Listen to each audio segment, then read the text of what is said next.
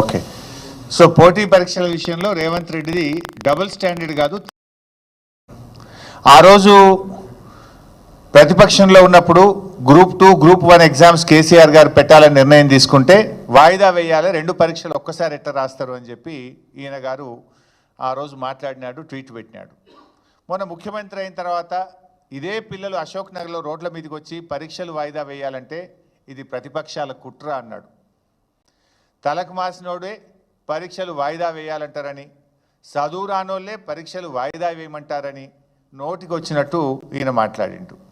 మళ్ళీ ఇప్పుడేం మీరే చూసిండ్రు, తలకు మాసినోడే వాయిదా వేయమంటాడు అని అన్నది రాష్ట్ర ముఖ్యమంత్రి రేవంత్ రెడ్డి.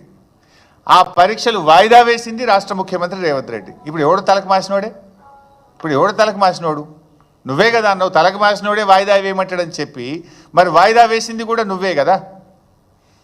అంటే ఈ రకంగా ఆయన కన్వీనియంట్గా ఎప్పుడు ఎట్లంటే అట్లా మాట్లాడడం, ఏదంటే అది మాట్లాడితే ప్రజలు నమ్ముతారనే విధంగా ఈ త్రిబుల్ స్టాండర్డు పరీక్షల వాయిదా విషయంలో, నిరుద్యోగుల విషయంలో మాట్లాడిండు.